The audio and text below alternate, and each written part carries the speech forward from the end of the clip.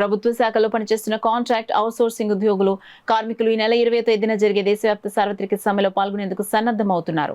ఈ మేరకు జరిగిన రౌండ్ టేబుల్ సమావేశంలో అవుట్సోర్సింగ్ ఉద్యోగులు కార్మికులు సమ్మెలో పాల్గొంటున్నట్లు ప్రకటించారు. కాకినాడ సుందరయ్య భవన్లో సిఐటి ఆధ్వర్యంలో ప్రభుత్వ శాఖలో పనిచేస్తున్న కాంట్రాక్ట్ అవుట్సోర్సింగ్ ఉద్యోగులు కార్మికుల సమస్యలపై రౌండ్ టేబుల్ సమావేశం నిర్వహించారు. అర్బన్ పిహెచ్సి ఉద్యోగులు నాయకుడు జీవీవి సత్యనారాయణ అధ్యక్షతన జరిగిన ఈ సమావేశంలో సిఐటియు జిల్లా అధ్యక్షుడు దువ్వ శేషబాబు ముఖ్య వక్తగా హాజరయ్యారు. ఏళ్ల తరబడి ప్రభుత్వ శాఖలో పనిచేస్తున్న కాంట్రాక్ట్ అవుట్సోర్సింగ్ ఉద్యోగులు ఏనాటికైనా రెగ్యులర్ చేస్తారని ఎన్నో ఆశలతో ఎదురుచూస్తున్నారని తెలిపారు. ఈలోపు సుప్రీంకోర్టు తీర్పు ప్రకారం సమాన పనికి సమాన వేతనం అయినా అమలు చేయాలని డిమాండ్ చేస్తున్నామన్నారు. కేంద్ర ప్రభుత్వం తాజాగా తీసుకొచ్చిన లేబర్ కోడ్ల వల్ల కార్మిక సంఘాలకే ప్రాధాన్యత లేకుండా పోతుందన్నారు. కార్మికులను కట్టుబానిసలుగా మార్చే ప్రమాదం పొంచి ఉందన్నారు. ఈ నేపథ్యంలో కేంద్ర కార్మిక సంఘాలు, స్వతంత్ర ఫెడరేషన్లు మే 20న దేశవ్యాప్త సార్వత్రిక సమ్మెకు పిలుపునిచ్చాయన్నారు. కాకినాడ నగరంలో వివిధ ప్రభుత్వ శాఖల్లో పనిచేస్తున్న కాంట్రాక్ట్ అవుట్సోర్సింగ్ ఉద్యోగులు, కార్మికులు కూడా సమ్మెలో పాల్గొని సమ్మె రోజున ప్రదర్శన సభలను జయప్రదం చేయాలన్నారు.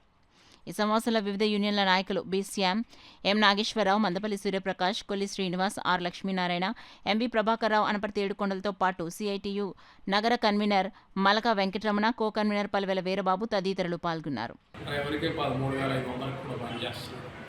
ఒక జీజేఎస్లో ఒక ఎఫ్ఎన్ఓ, ఎంఎన్ఓ ఇలాంటి వాళ్ళు 13,000కి పనిచేస్తూ ఉన్నారు. రెగ్యులర్ ఉద్యోగికి 56,000 ఇస్తూ ఉన్నారు. ఈ పరిస్థితులు అంటే సమాన పనికి సమాన వేతనం ఇవ్వాలి అనేటువంటి ఒక చట్టం ఉంది.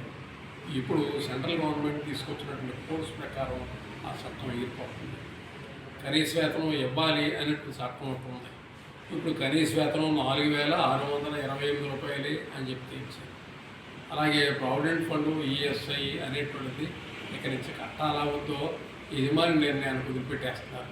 గ్రాట్యుటీ ఎగిరిపోతున్నాయి. అలాగనే ప్రిన్సిపల్ ఎంప్లాయర్ అనేటువంటి ఆయన ఉంటాడు. ఒక కాంట్రాక్టర్ సరిగా ఇవ్వకపోతే అందుకు ప్రిన్సిపల్ ఎంప్లాయర్ బాధ్యత వహించాలి.